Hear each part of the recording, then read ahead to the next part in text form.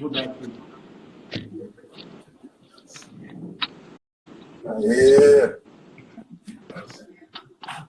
É que assim, daí que o celular vai cair assim.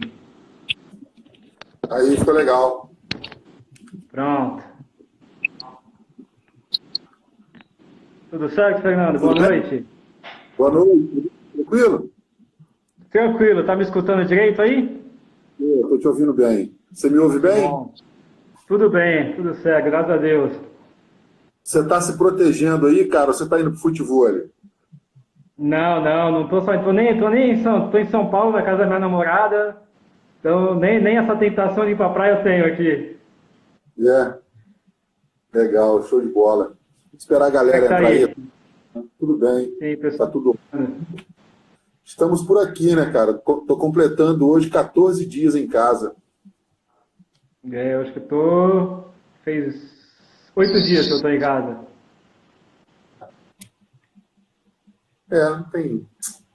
Não tem outra opção, cara. Eu acho que essa é a melhor opção. Mas enfim, vamos em frente. Pega que Para tá a vida. A caindo. turma está entrando aí. Vamos. A ideia é o seguinte, ó, a gente bate um papo, sem muita formalidade, essa é a ideia. Aproveitando esse tempo que a gente está tendo aí livre, né, cara? O motivo não é bom, mas a gente está com um tempo legal aí para trocar, Sim. enfim. E é, a gente tem 1 hora. A gente tem 1 hora no Instagram, tá? Um pouquinho menos agora, 55 minutos, mas ele avisa quando estiver encerrando. Aí quando estiver encerrando, eu aviso a galera. Quem participa das lives já está acostumado, já sabe que de uma hora para outra a gente sai do ar, mas dá um tempinho para a gente se despedir, pelo menos dando um tchau. Grande Mauro. Então essa é a ideia, tá? A gente vai trocando uma bola, o que você... O sinal do Rafael deu uma caída lá.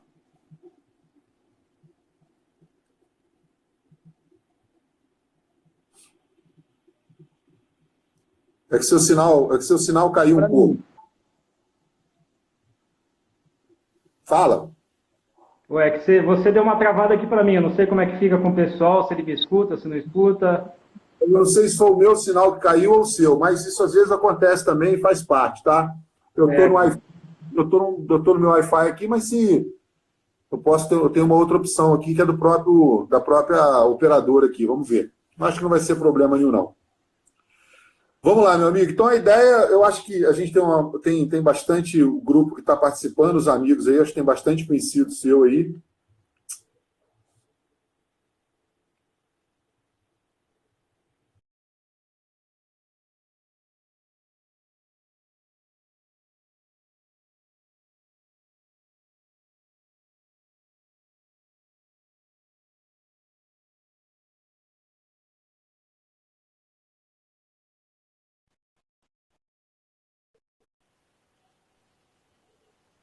Oi, Fernandão. Então, pra mim, tu travou aqui de novo, cara.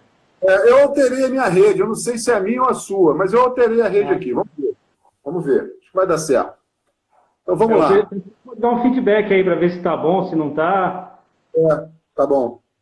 Pra mim, eu não sei, essa é a primeira live que eu tô fazendo, então é uma novidade ainda. Show. Então, o que é legal? Se apresenta aí para a galera, fala um pouco da sua história, como que você começou, enfim. Sim. Vamos lá. Bom, eu comecei, né? Eu sou basicamente um ex-atleta de futsal, mas até mesmo a minha história no futsal ela é meio pitoresca, assim, porque eu não tive formação no esporte.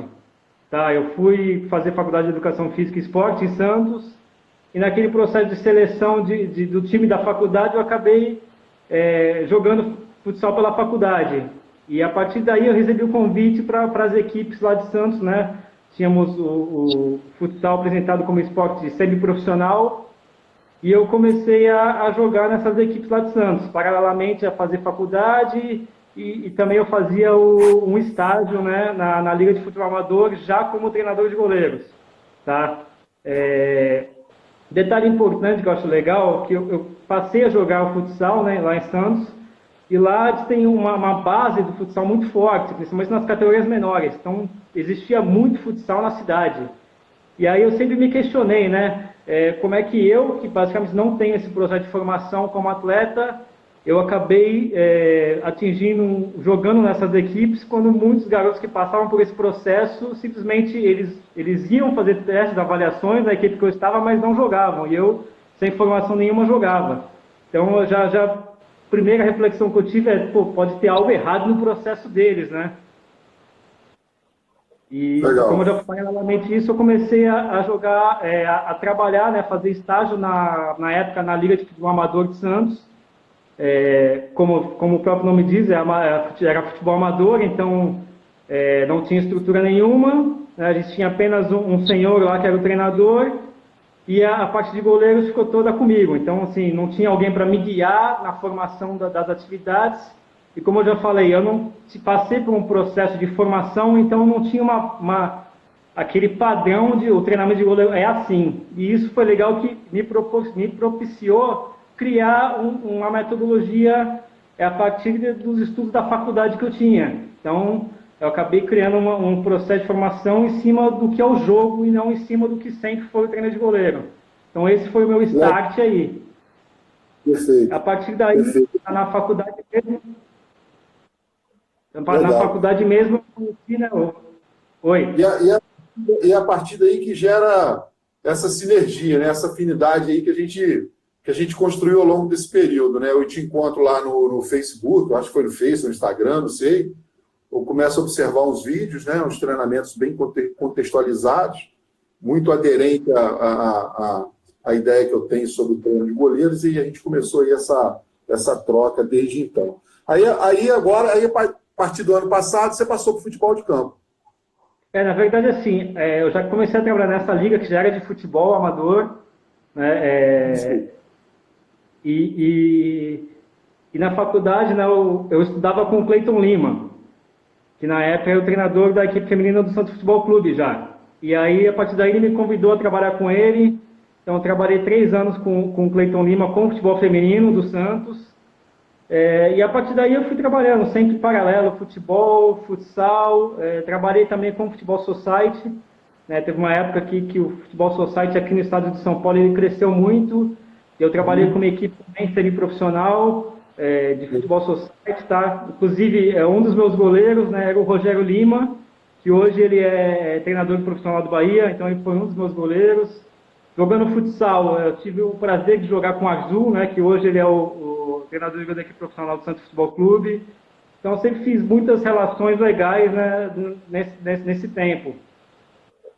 Então, já tive experiência com o feminino, com o futsal desde os 8 até o adulto, trabalhei com o futebol society, tive uma pequena experiência ali com o handball na faculdade, que eu acabei treinando os goleiros do handball. Legal. Então, você falou em várias categorias, vários contextos. Tá. Você falou no Bahia aí, eu estou conversando com o Daniel, que é treinador do Sub-23 lá, está nesse processo de transição, né, da formação do profissional. Eu acho que é uma sacada muito legal que os clubes no Brasil começaram a ter. E o Daniel tem um estudo muito interessante, uma dissertação dele, a respeito do perfil do treinador, de goleiros, enfim, a gente está conversando para a gente fazer uma live aí, bater um papo com relação a isso também. Bacana. Mas aí, já essa fase agora no Santos, no futebol de campo, no Sub-15, né? Isso. A partir de 2011, né, eu fiquei muito tempo no futsal do Santos e ano passado eu recebi o convite para ficar na equipe Sub-15 e desde então eu estou hoje atualmente com a equipe Sub-15 do futebol do Santos. Legal, show de bola. Eu acho que é legal também a gente, até pelo esse bate-bola, relacionado à questão da tomada de decisão, a gente dá alinhada, vamos alinhar alguns conceitos com a galera, para a gente não... para a gente ter um fio, né, um orientador que eu acho que é legal, assim, alinhar conceitos bem simples, sem teorizar muito, e depois a gente tentar até algum contexto de prática para a gente tentar exemplificar alguma coisa que, mesmo sendo uma live, que a gente consiga ir mostrar alguma coisa do que a gente pensa no treino, né? O conceito rápido de tomada de decisão, quer dizer, é uma escolha de uma solução entre várias alternativas propostas, né? O futebol é um esporte de tomada de decisão, um esporte coletivo, imprevisível, variável, assim, questões, conceitos já bem definidos. Isso. Alguns modelos relacionados à tomada de decisão, ela é muito estudada hoje, né? Uma abordagem a partir do aspecto mais cognitivo, uma outra abordagem a partir do aspecto mais ecológico, onde tem o envolvimento mais do contexto, o envolvimento da tarefa, o envolvimento do indivíduo, né? E assim, mas objetivamente, a gente trabalhar em cima do que é a percepção, da importância da percepção, do processo de tomada de decisão, do que envolve esse processo, e como isso tudo... Tarefas estão realmente interagindo o tempo inteiro nas atividades. Isso, perfeito. A partir daí que vem a necessidade da construção de um modelo de treino onde situações simuladoras estejam presentes, considerando também que, principalmente a abordagem do modelo cognitivo, ela está relacionada com aquilo que você tem com aquele conhecimento que você tem registrado, que você tem na memória, que vai ser utilizado na sua tomada de decisão. É claro que essa recordação ela não é 100% fiel, mas você utiliza das suas experiências para tomar essa decisão. Depois eu vou passar 2 livros aqui que eu acho interessante com relação ao treinamento de goleiro, mas no meio da live aí a gente passa. Eu estou com uma... Pode falar. O cérebro ele funciona de maneira muito associativa, né? Então é por isso que é importante essa experiência prévia, porque todo momento nosso cérebro associa o que está acontecendo no ambiente com algo que ele já vivenciou. Então é exatamente isso que é importante o contexto, porque todo momento nosso cérebro associa o que nós estamos vendo com as nossas experiências já prévias, algo que nós já vivenciamos. A memória, ela é associativa, né? Isso, exatamente. Por isso da importância do contexto. Perfeito. Bom, vamos lá. Eu tenho aqui algumas perguntas que a gente recebeu, inclusive previamente. Tem uma aqui do Anderson, que é como você organiza os estímulos de tomada de decisão dentro de uma sessão de treino. Então, como você mesmo falou, né, o esporte é decisão o tempo inteiro. Então, desde o momento que você pisa lá no gramado, você já está tomando decisão, né? Então, como é que você vai planejar a decisão? Para mim, todas as atividades têm que ter algum modelo de decisão dentro dela. Né? Como você falou, aquele modelo de pessoa, ambiente e tarefa, a decisão está ali dentro, né? Que decisões que o ambiente me proporciona. Então, eu sempre falo que toda atividade tem que ter um fractual de perceber algo, decidir para então executar. Então, todas as atividades que eu monto tem que ter essa tríade de percepção, decisão e ação. Desde que seja o mais simples possível, né, que ele só decida baixo ou alto, ou direita ou esquerda, até ambientes mais complexos. Mas eu acho que praticamente toda atividade tem que ter algum modelo de decisão, porque o jogo pede isso, o jogo é decisão. Perfeito. Agora, Rafael, no contexto que você está, o Sub-15, eu imagino que você tenha que jogar muito com essa questão da complexidade, né? Isso, na verdade, assim, todo mundo tem que saber o que o atleta já carrega dentro dele, né, que experiências ele já teve e como essa parte da decisão já foi trabalhada com ele. Porque você vai receber atletas com uma leitura de jogo já mais avançada, porque já participaram de um processo decisório nas categorias de base, e você vai pegar aqueles atletas que só participaram daqueles modelos onde ele não toma decisão, né, onde só reproduz. Então você tem que saber exatamente qual o nível do seu atleta para saber o que você vai proporcionar no ambiente para que seja realmente estimulante a ele, para que ele consiga detectar realmente os sinais relevantes para cumprir a tarefa. Não reduzir e, desculpa, não reproduzir e sim compreender, né?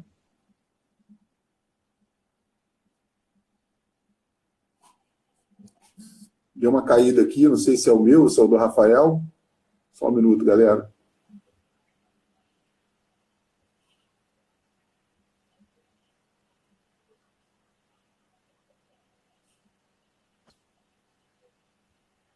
Oi. Rafael? Oi.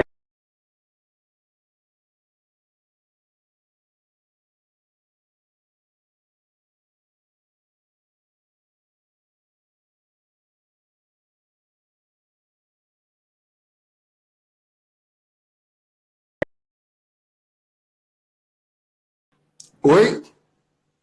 Você tinha Legal, dado uma travada aqui para mim. Oi? Foi?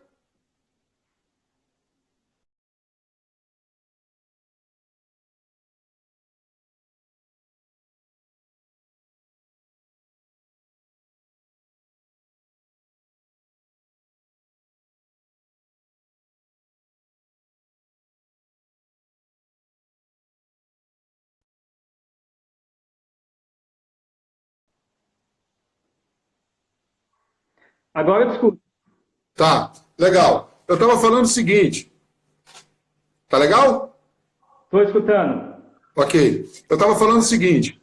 É um processo de compreensão do gesto, de como fazer, de quando fazer, de onde fazer, por que fazer, e não de reproduzir o movimento de forma descontextualizada. Só acrescentando o que você falou com relação à questão da memória da associação, da memória associativa, que a nossa memória é associativa, e, na verdade, é o seguinte, o contexto, ele também favorece o processo de recordação, vamos dizer assim, né?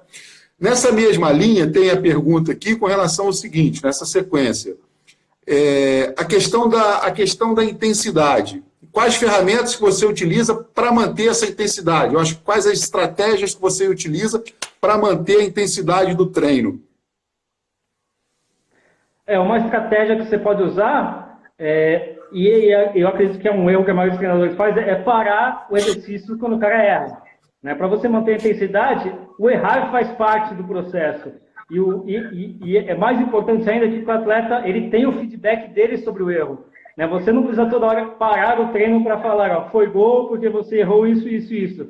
Vale mais a pena você deixar o contexto se desenvolver e depois, quando acabar a atividade ou treino, que você faz uma reflexão com eles, do que eles erraram. Primeiro, tentar escutar eles, né, para eles verem o que eles perceberam, e depois você conversar com eles sobre o que eu acho que eles erraram. Então, acho importante também trabalhar a reflexão neles, mas o importante é isso, é não parar o treino quando eles erram, para que você não perca realmente essa intensidade.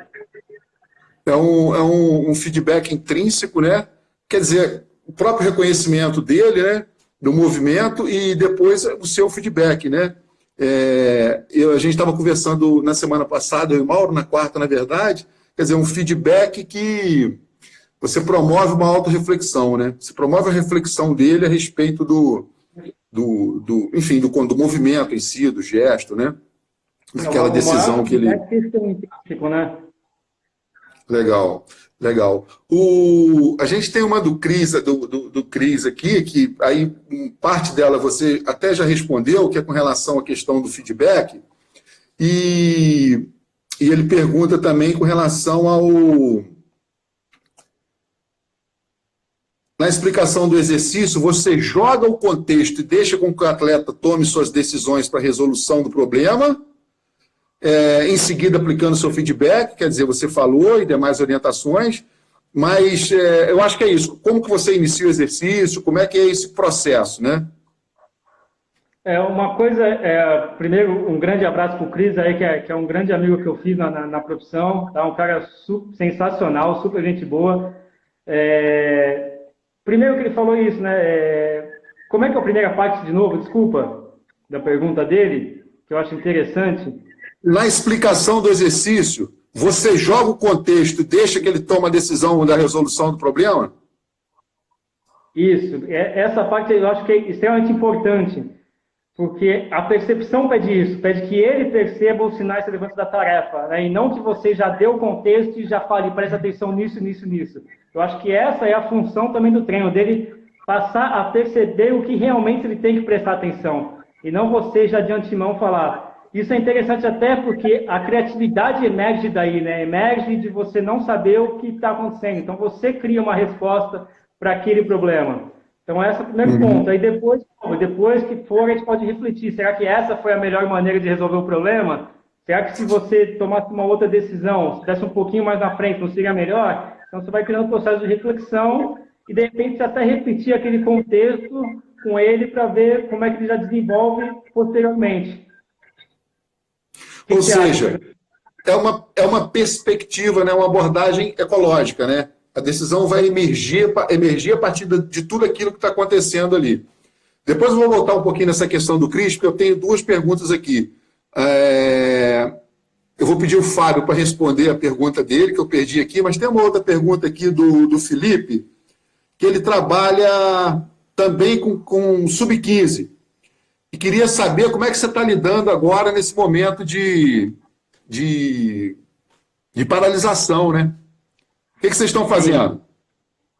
Em relação aos atletas, acho que como todo mundo, né? Acho que você passa algumas atividades para eles fazerem em casa, coisas bem simples que podem ser usadas em espaço muito curto. É legal agora se aproveitar também que você pode usar o conhecimento declarativo para eles, né? Você pode passar alguma coisa para eles estudarem do jogo e não ficar... Porque a gente também sempre isso, tem um conhecimento declarativo e conhecimento processual, né? O como é que eu faço, mas para dar conhecimento para eles do jogo em si. Então, às vezes, você mostra algumas situações para ele e pergunta o que vocês estão achando dessa situação. Então, acho também interessante isso, passar algumas coisas para eles. E, pessoalmente, Legal. eu estou usando... eu estou com Legal. 2 cursos online fazendo. Legal. O Fábio, seu amigo, nosso amigo Fábio Antunes, Fábio Florido, né? Está te perguntando qual a importância que você dá para a questão técnica nessa categoria. Imagino que seja na sua categoria, né, de sub-15, né? Sim.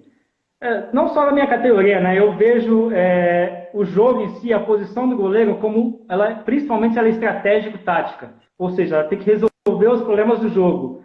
A técnica, assim como a parte física, a parte psicológica, elas são ferramentas para você resolver o problema do jogo. Então, assim, o pessoal, acho que, assim, a minha opinião minha, eu acho que o pessoal tem muita pressa em automatizar a técnica. Então, parece que a primeira função do treino é já automatizar a técnica no menino de 8 anos, e não deixa ele vivenciar o jogo. Então, a gente tem que também entender que a técnica também é um processo a longo prazo. Então, ela é feita para ser experimentada e variada, e ao longo do tempo você vai refinando a técnica. Então, ela é para ser vista como é uma ferramenta para resolver o problema, mas ela não é a parte principal do treino. É importante, perfeito. Assim, isso é importante ficar claro, né? Essa metodologia, essa linha de trabalho, a técnica, ela surge a partir do ambiente contextualizado, né? E não a partir de uma repetição pela repetição. Né? O ambiente pede, ele faz. E só complementando a pergunta que o Cris fez, que foi na explicação do exercício, e aí, Cris, assim, tentando pensar um pouco na intervenção do treinador, eu acho até que não tem nada muito diferente do que é usual, do que é o praticado, do que é necessário.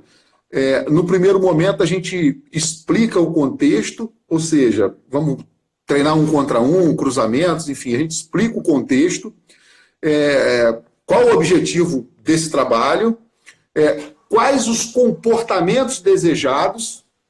Observa que até nesse momento a gente não falou de técnica, quais são os comportamentos desejados. Então, quando a gente olha para o contexto de 1 contra 1, vamos tentar visualizar o contexto de 1 contra 1. O que o goleiro precisa?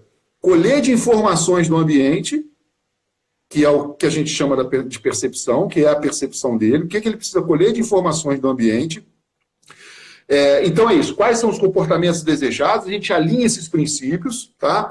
Ok. E qual o impacto disso no próprio desenvolvimento da equipe? Qual o impacto disso no coletivo? Né? O Rafael falou um pouco aí da atuação dele durante o momento do exercício, concordo, acho que é por aí. A gente, nesse momento, catalisa o que a gente quer desses comportamentos, reforça e, de certo ponto, tenta inibir aqueles comportamentos da gente que a gente não quer, que a gente não deseja. Por quê? Esses comportamentos a gente não quer que ele fique registrado na memória. Comportamentos que não são desejados, a gente não quer que fique registrado. Então, essa é a linha, né? Feedback de reforço, interrogativo, enfim, no final esse bate-papo para gerar essa autorreflexão, né? Então, é bem nessa linha, né? E aí, quando a gente pensa nesse processo, um exemplo, se a gente tentar visualizar e pegar, por exemplo, essa situação de 1 contra 1, né? Uma primeira situação que a gente pode criar, que eu acho que precisa responder essas perguntas. Eu acho que o exercício de treino, é muito nessa linha que a gente trabalha, o exercício de treino ele precisa responder algumas perguntas. Quando a gente vai elaborar, criar o exercício de treino, a gente quer responder algumas perguntas, ou seja, ele está realmente numa situação de 1 contra 1 ou é uma situação de remate, de finalização de curta distância? Essa situação precisa estar presente, acontecer durante o treinamento para ele ter uma leitura correta e tomar a decisão correta. A partir daí vai usar a técnica, né? Existe a possibilidade, nessa situação de 1 contra 1, existe a possibilidade de intervenção de algum companheiro? O adversário está com a vantagem, a bola está dividida, eu guarda-redes, tenho a vantagem, existem companheiros meus em recuperação, e aí a gente já está falando aí que a gente precisa de mais pessoas envolvidas no processo de treino, mesmo que seja os outros goleiros, né? Está dentro ou está fora da área? É no corredor central ou no corredor diagonal? Se é no central, a gente tem alguns princípios, algumas distâncias que a gente gosta de limitar. Se é no corredor diagonal, outras, enfim. Então, o processo ele é construído a partir dessas perguntas que tenha no ambiente a quantidade de informações e a gente procura que a atenção dele também seja seletiva, né, Rafael? Isso, você tocou num ponto extremamente importante na situação contra 1, né? Será que o companheiro tem chances de chegar na bola primeiro que eu? Isso é um erro muito comum que eu vejo, que muitos goleiros, às vezes, eles trombam com o zagueiro para definir 1 contra 1. Então, assim, a todo momento do jogo você joga com alguém, mas você joga contra alguém, mas você joga com alguém também. Então, você tem que estimular a oposição no seu treino também, para que ele saiba jogar com o outro, e não só contra o outro. Perfeito. E a partir fazer adversário, muitas vezes ele vai deixar o companheiro dar o primeiro combate para ele fazer a cobertura, o contra 1 vai ser posterior ao combate do companheiro. Muitas vezes vai ter uma ação combinada com o companheiro. Isso acontece muito no futsal, com o contra 1 é muito frequente. Você tem ações combinadas, ou seja, o lado bom é do zagueiro, se ele levar para o lado ruim, 1 contra 1 é do goleiro. Entendeu? O cara é destro, por exemplo. O lado esquerdo, ele vai tomar o lado esquerdo para o goleiro ficar ali. Então, são também ações operativas de 1 contra 1. E o detalhe importante é que você não tem uma decisão só para a tarefa, né? Você pode ter inúmeras decisões, inúmeras respostas e respostas certas. Até recentemente teve um jogo do Campeonato de Futebol Feminino. Teve 2 lances da seleção brasileira que eu achei espetaculares. Uma com a goleira, essa suíça, né, que está jogando, em que ela se encontra num contra 1, você vê que ela diminui o espaço e espera. Ela não vai por enfrentamento realmente 1 contra 1, ela espera finalizar por distância. E aí ela levou para um lado não dominante da jogadora, ela finalizou e ela defendeu com os pés. E a outra foi da Aline, num outro jogo, acho que posterior, também, que ela estava numa situação contra 1, e ela realmente esperou, a menina perdeu o contato do pé na bola para ela atacar. Então foram 2 situações de 1 contra 1, 2 decisões totalmente diferentes, que elas tomaram, mas totalmente assertivas. Então, a gente tem que tomar cuidado quando a gente fala de dar muita resposta para o atleta, né? A resposta ela tem que emergir da situação. É. Eu tenho uma percepção com relação à questão dos exercícios de treino de 1 contra 1, e aí baseado no que a gente assiste, nos gols que ocorrem, há uma certa renúncia dos goleiros com relação à possibilidade de intervenção desses companheiros, o que acaba se traduzindo nesse enfrentamento que você falou, que eu costumo chamar de conflito, considerando que o confronto faz parte, um confronto de 1 contra 1. Mas quando você vai para o conflito, já é uma coisa já mais desgastante, né? E eu percebo uma certa renúncia dos goleiros com relação a essa percepção do todo, o controle de todo esse contexto, né? E, assim, me parece que está muito relacionado com o fato de não simularmos situações semelhantes durante o treino. Normalmente, nós fazemos o papel do adversário e focamos a atenção dele somente na gente. Não em todas essas possibilidades de intervenção, né? Então, assim, 1 contra 1 é muito complexo, né? É muito complexo, e eu acredito que seja, inclusive, handicap aí dos goleiros de ponta. Cruzamento e 1 contra 1. Handicap dos goleiros de ponta. Bom, a gente tem uma pergunta aqui do Moselli, que ele trabalha com handball e cada vez mais vê os esportes de invasão se comunicando, né? Se comunicarem. Vocês concordam? Podemos mesclar o treinamento? Eu imagino aí até que ele esteja falando de alguns recursos, que é a questão do X, enfim, essa transferência que existe de uma modalidade para outra, né? Eu concordo até, inclusive, eu estava para montar um curso, e infelizmente não aconteceu, tá? E até o Fábio estava envolvido nele, né? Seríamos o Fábio para falar sobre os processos estratégicos do goleiro do futebol, eu falaria do futsal, e eu tinha convidado o Diogo Castro, que é o antigo treinador da Seleção Brasileira de Handebol, para falar sobre handebol. E a gente faria um congresso em cima dessa linha aí, exatamente isso, para trocar ideia entre as modalidades. Eu acho extremamente efetivo, eficiente, positivo para todo mundo. E eu acho que ainda vai acontecer. Eu tenho esperança ainda.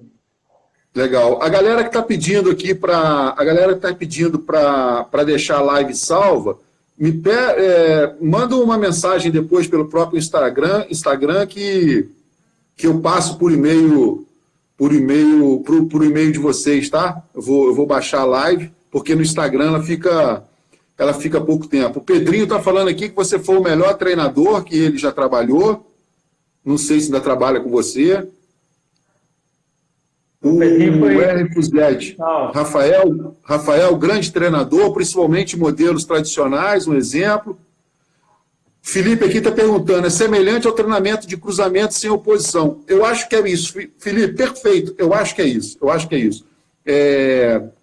Tem algumas coisas já interessantes sendo publicadas com relação ao treinamento do cruzamento, mas ali a gente tem uma série de princípios que a gente também estabelece, né, de comportamentos que a gente deseja, lembrando que existe o que é a percepção dele, o entendimento dele, que vem aí a questão da liberdade e da criatividade que o Rafael falou, mas a mesma questão do cruzamento.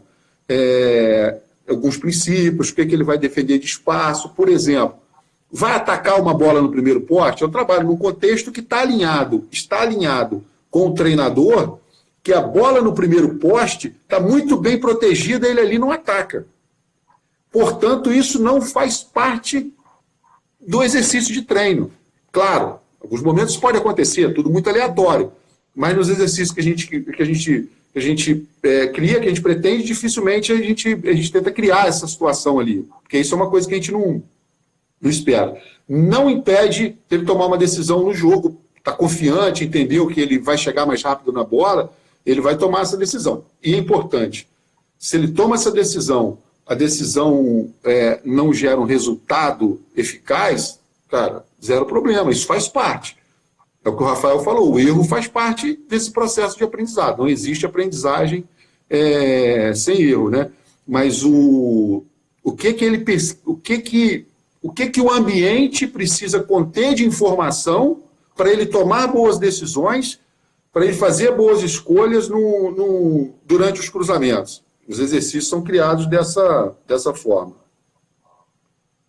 Modelo de treino, o Fusetti, modelo de treino do goleiro totalmente voltado à repetição. Os erros acontecem pelo excesso de repetição e não pelo modelo da resolução do problema. Eu concordo.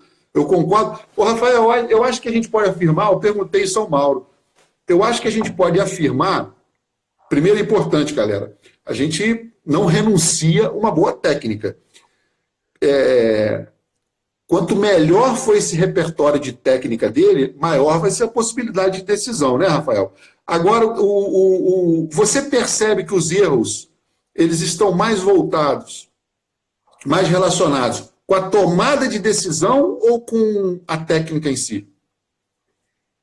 Os erros, para mim, são de tomar decisão. Ou uma percepção errada, ou basicamente os erros técnicos já são de tomar decisão. Se você parar e pensar profundamente, né? Um erro técnico é uma...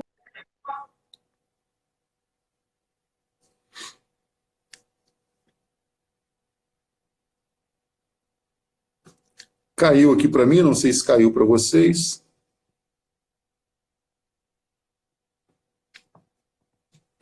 Oi, voltou. Voltou? Voltou. Vamos lá. Tá escutando? Estou escutando, pode falar. Então, acho que até se a gente pegar a frequência dos jogos, você vê que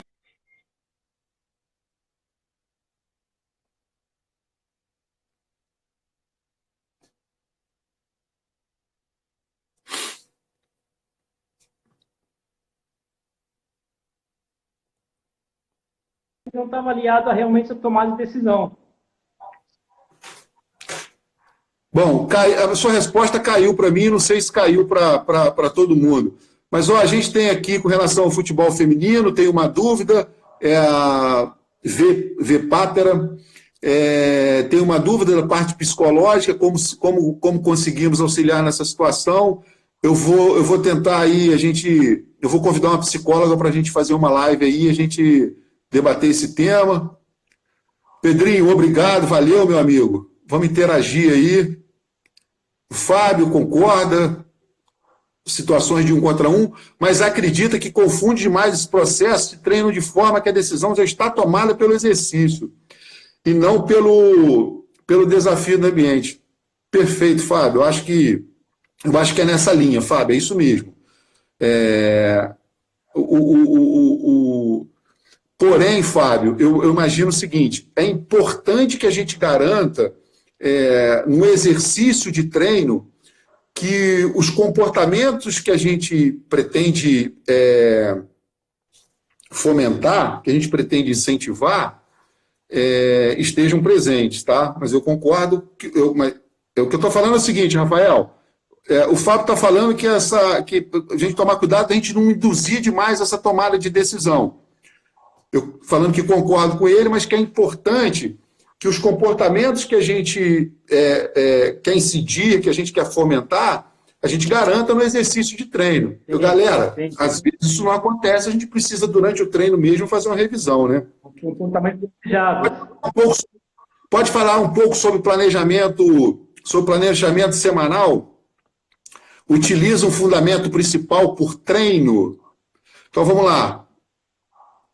Planejamento semanal se utiliza o fundamento principal por treino. Por favor, Rafa. Eu penso sempre em resolução de problemas. Os fundamentos ele emergem dessa situação de problemas. Então, por exemplo, quando você vai criar um treinamento de cruzamento, né? Quais os fundamentos que vão emerger daí? Vai sair diversos tipos de saída de bola aérea, ou muitas vezes quando a gente vai criar cruzamento, você tem que lembrar que o cruzamento pode ser do alto ou do baixo, né? Existe muita situação de cruzamento rasteiro, então a gente tem que pensar também nessa situação do cruzamento, se ele não vier por alto, se ele vier por baixo. Então já emerge daí outro tipo de fundamento em cima disso. Então a partir daí é que o fundamento sai, não como elemento principal, mas como elemento da resolução desse cenário que a gente criou. Perfeito, perfeito. O Freitas, a gente tem um pouco a linha do trabalho da seguinte forma, talvez alguma nomenclatura, alguma coisa seja diferente. mas a ideia da organização da semana de treino, ela, no meu caso, ela se divide em exercícios de defesa da baliza. Isso envolve finalização, envolve cruzamento, os cruzamentos eles têm como objetivo gerar uma finalização. 1 contra 1, controle da profundidade, distribuição. Então a gente olha para isso. A gente olha para o que são momentos do goleiro no jogo. Tá? A gente não olha para o fundamento. O fundamento ele é uma forma de dar vida a essa decisão que ele vai tomar. Tá? Então essa é a ideia. A gente não tem queda lateral, entrada, não é essa a ideia. Tá? A gente desenha um contexto de treino, cruzamento, ok. Existe uns fundamentos ali, perna de impulsão, proteção, tentar pegar a bola o mais alto possível, né? E não no ponto mais alto, não é pegar a bola no ponto mais alto dela, isso é impossível, pegar a bola no ponto mais alto possível, né? Então, essa é a ideia.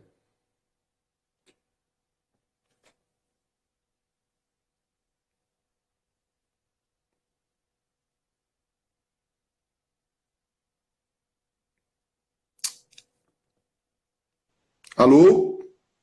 Oi. Vamos lá, voltou. Estamos vendo. Voltou. Deixa eu pegar algumas coisas aqui. Fiz uma análise do primeiro tempo da categoria. O goleiro realizou 27 tomadas de decisões. Legal, é isso, Cris, perfeito. E depois acho que a gente pode bater um papo também com relação a essa questão no outro dia, Cris, da análise de desempenho, que ela não é muito quantitativa, é mais qualitativa, né, Rafael? Nesse modelo é uma análise de desempenho, mais que o Cris está falando ali, né? O goleiro realizou 27 tomadas de decisões. Nessa metodologia, nesse modelo de trabalho, a análise ela acaba sendo mais quali do que quanti, né? Exatamente. Você passa a perceber mais a qualidade, que tipo de tomada de decisão ele tomou. Então, de novo, é uma análise que não só qualitativa sua, como para os goleiros também, né? Também tem a reflexão do como foi a partida, né? Não só do que ele fez na partida, mas como ele fez. Perfeito. O Elisvan é treinador de goleiro do futebol feminino do Fluminense, pergunta aqui como a gente enxerga. Eu acho que o futebol feminino veio para ficar. Trabalho num clube que não tem futebol feminino, mas você tem lá o futebol feminino, né, Rafael? Eu acho que você podia aí opinar também a respeito, né? Isso, como eu já falei, eu trabalhei em tempos passados, futebol feminino, trabalhei de 2001 até 2003, e recentemente, quando o Santos voltou, em 2015, eu também voltei a trabalhar com futebol feminino, e eu venho acompanhando também, sempre que possível, acompanho os jogos. O que eu vejo hoje é que o jogo evoluiu demais, tá, do futebol feminino. Hoje está um jogo bonito de se ver. Tá? Quando eu trabalhava, eu fazia jogos que era 25-0 para nós. Hoje já não vê isso, já vê jogos disputados, você já vê as categorias de base jogando, foi extremamente importante. Tá? Antes você viu que atletas que começavam na categoria adulta. Então isso causava muito erro, justamente porque a gente já falou, elas não tinham experiência prévia no esporte. Então elas cometiam erros, tomar as decisões totalmente de iniciantes. Hoje não, você já vê um jogo, uma categoria de base. O futsal, você já tem um Campeonato Paulista Sub-13, então você já vê essas meninas crescendo e sendo formadas como atletas, né? Então você vê hoje um jogo realmente que eu acho que, como você falou, chegou para ficar, e eu acho que está crescendo. Legal. E vai crescer cada vez mais. Legal. Portugal está acontecendo a mesma coisa, enfim, cada vez mais mulheres jogando futebol, existe um incentivo da federação, campeonatos, está muito, muito interessante também. E o Fluminense vem fazendo um trabalho, tal como o Santos também, bem interessante. O Pápera, né, ele fala aqui da questão do foco. Fernando, vocês disseram para tirar o foco do professor na situação de mano a mano. Como podemos fazer isso para o treino colocar outro goleiro? Não é tirar o foco. É o seguinte, a nossa percepção é que o foco do goleiro em jogo, ele está só no atacante, no adversário, porque em treino a gente não tem a presença, por exemplo, do defensor. a gente condiciona a percepção dele, a gente guia a percepção dele, e os princípios, os comportamentos, eles vêm também nesse sentido de guiar essa percepção. Por exemplo, é 1 contra 1 no corredor central ou corredor externo? Para ali a gente tem alguns princípios. Se eu quero guiar, eu preciso criar essas situações. Então o que a gente está falando é o seguinte: quando você com um adversário simulando, você renuncia, ele acaba renunciando todas as informações que existem ao redor. Há uma tendência disso acontecer. Não vamos ser fundamentalistas também. Há uma tendência disso acontecer. Então, o que a gente está falando é o seguinte: inclui outras pessoas no processo de treino. E eu acho muito legal colocar, inclusive, guarda-redes nessa situação, porque eles precisam vivenciar o outro lado. Sim, não sei se você utiliza... Quando eu vejo seus treinos, isso acontece muito, né? Sim, precisa enxergar como é a situação do atacante, que visão que ele tem, qual visão que ele tem do gol, né? Também é importante para ele conseguir resolver o problema do lado inverso, ver o ponto de vista do atacante. Perfeito.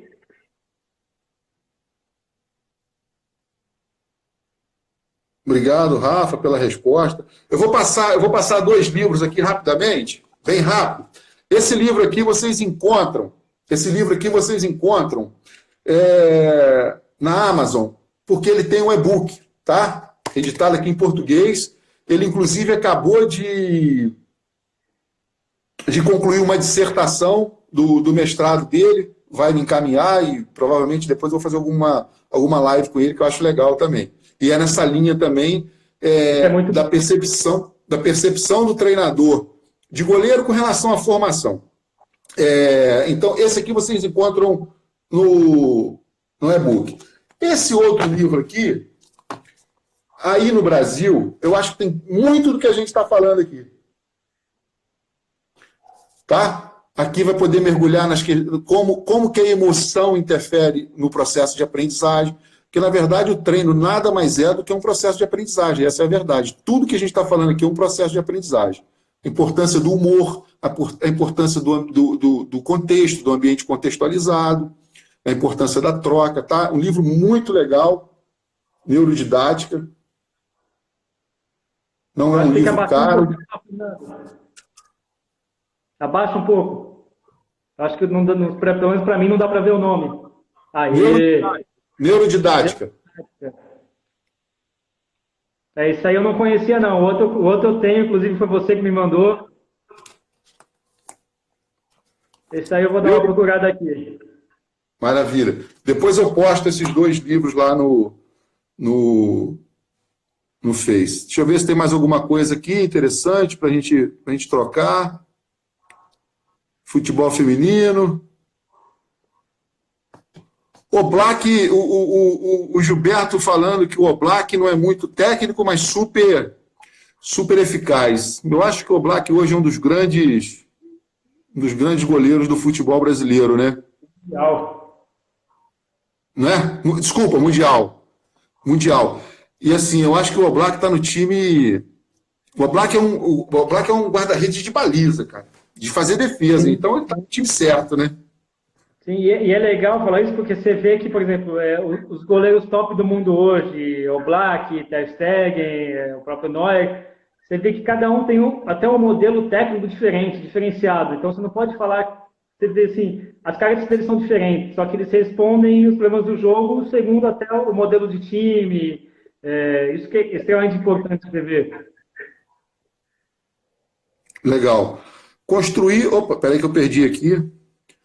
Da Camila Dionísio.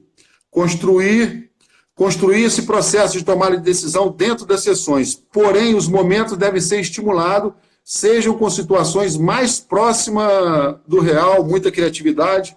Comenta um pouco, por favor. É isso, né? Maravilha, eu vou postar o livro sim nos stories. Muito legal aqui o Cris falando. O fato de enfatizar a velocidade de reação torna nossos goleiros mais proativos. Perfeito, eu acho. Quer fazer algum comentário sobre velocidade de reação? Não é só aquilo que a velocidade de reação, ela está muito ligada também à velocidade de antecipação, né? Então, ela está muito ligada ao movimento com que o batedor faz, a tudo isso, né? Então, ao tipo de situação que emerge ali. Então, a velocidade de reação também está muito linkada a esses fatores. É isso, né? E aí, Cris, a coreografia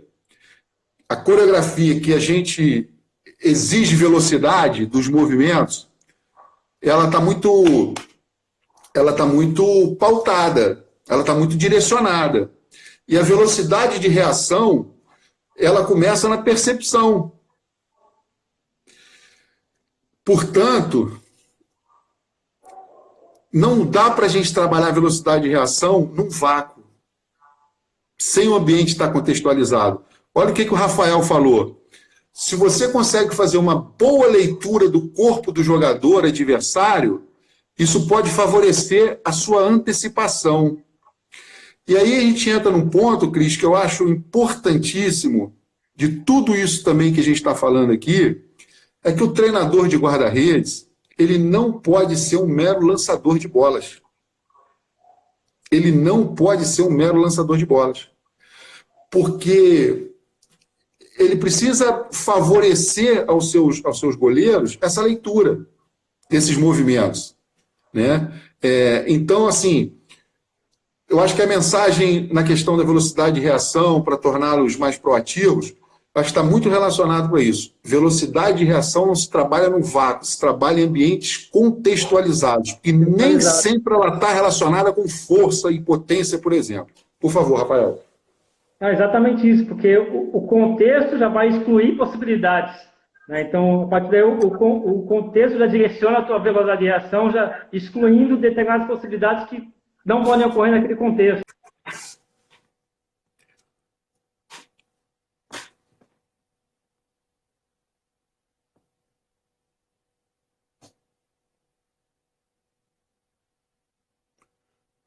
Deixa eu só dar uma passada rápida aqui, que tinha umas perguntas interessantes. Qual a principal diferença, na visão de vocês, entre o treinamento de goleiros na Europa e no Brasil? Assim, eu percebo que a gente tem uma escola com um viés mais tecnicista no Brasil, e percebo que a gente tem na Europa um viés mais contextualizado, tá?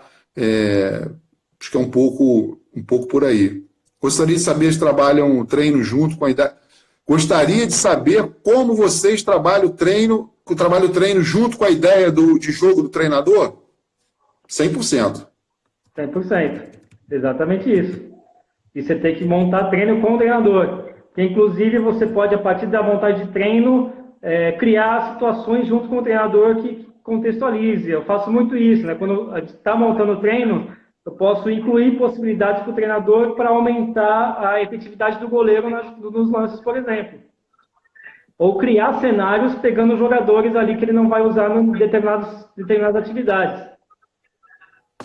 Perfeito. 100% alinhado com o treinador. Se o treinador... É o Vitor que fez a pergunta. Vamos dar um exemplo, Vitor. O treinador joga com a linha alta. O treinador joga com a linha de defesa alta. Você tem que ter um goleiro que defenda bem esse espaço por trás da linha, que controle a profundidade. Esse é o nome do contexto que se chama aqui, controle da profundidade. Eu prefiro chamar de cobertura da linha defensiva, mas estamos falando da mesma coisa. Então, você precisa ter um goleiro que tenha essas competências, tá? E ali tem princípios, espaço do campo que você não quer que o goleiro, por exemplo, na lateral, não vai fazer cobertura lá, que normalmente o jogador de linha é muito mais veloz que os goleiros. Só para te dar um exemplo de comportamentos que a gente não deseja, tá? Rafael, parabéns, obrigado. Existe alguma maneira de trabalhar a leitura do jogador? É a prática contextualizada, né, Rafael? Exatamente. O contexto vai aumentar a leitura dele. Ele vai cada vez mais perceber o que ele vai selecionar de estímulo ali no cenário e vai excluir tantos outros. Isso é leitura de jogo. Percepção afinada. Legal. O Robson Agondi, beleza, meu amigo? O que vocês falam dos goleiros em suas saídas de gols em bolas paradas? Digo no alto. Vocês não acham que depende muito da atitude do goleiro dos treinamentos dados? Quer falar, Rafael? Não, eu não entendi a pergunta, desculpa. Com relação à saída de gol, bola parada, alto, cruzamento alto, vocês não acham que depende muito da atitude do goleiro, da atitude, do comportamento, confiança? Eu acho que é um pouco nessa linha que ele está falando. Do que dos treinamentos dados? O comportamento ele emerge da atividade, né? Do treinador. O treinamento pode fazer com que ele tenha melhores comportamentos ou não. Perfeito, concordo. Sabe o que eu penso também, Robson? Esse contexto de cruzamento, eu entendi perfeitamente o que você está a falar. Tem uma relação muito forte com confiança. Cruzamento tem uma relação muito forte com confiança, com perfil, né? Com comportamento meu. Confiança, coragem, tem relação com isso. Fernando? Oi. O grande abraço aí para o Robson. Tá? Ele foi o goleiro profissional do Flamengo, passou pelo Santos, então foi um baita goleiro aí. Então, com certeza, ele sabe do que ele está falando. Legal, show de bola. Show de bola. Eu acho, Robson, cruzamento, assim, é um outro tipo de treinamento que a gente precisa ter gente envolvida. Eu não sei se aconteceu isso com você ao longo da sua carreira, Robson, mas eu percebo muito isso no treinamento. No treinamento, os goleiros saem todas as bolas.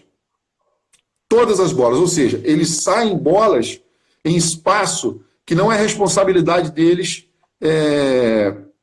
defenderem. Mas como não tem nenhum tipo de oposição, isso fica muito confortável para ele. Mas em dia de jogo não é isso que acontece, é um ambiente completamente... É um caos, essa é a verdade, é um ambiente de caos, um ambiente de cruzamento. Ele encontra no jogo uma situação completamente diferente. E o treino, cara, é um processo de aquisição de hábitos. E a gente está habituando eles a saírem todas as bolas, em todas as bolas, em todas as bolas. Cruzamento tem que ter gente. Olha, eu não digo nem os bonecos. Se tiver o boneco, ótimo, não tem problema. Mas se você tiver defesa e atacante ali, um outro goleiro faz esse papel, enfim.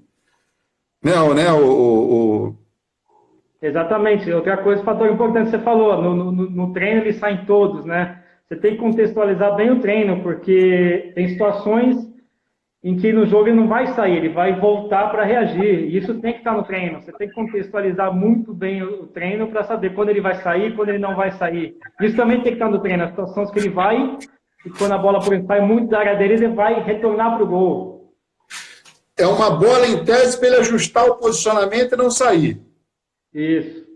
Portanto, você tem que ter essa situação criada. Né? Henrique, obrigado, meu amigo, e parabéns aí, eu acompanho a sua carreira aí também, show de bola, dá um grande abraço pro seu pai, cara. Amigos, se tratando de goleiro profissionais, quando conseguiríamos contribuir com a tomada de decisão, sabendo que ele já tem um lastro de treinamento ao longo da carreira? Eu acho que realizando treinos, e assim, é o Fábio que está a perguntar. E eu acho que ele já traz, inclusive, uma técnica bem apurada. Eu acho que o ambiente do profissional, ele é um ambiente que os treinos precisam mesmo estar envolvidos em tomada de decisão. Né? Perfeito. Perfeito, exatamente o que você falou. Ele já tem praticamente a técnica automatizada. Então, na verdade, a técnica ali já é para ser apenas como manutenção. Então, o ambiente já tem que pedir isso. Já tem aquilo automatizado nele. Não precisa ficar repetindo algo que já está automatizado. Não faz sentido algum.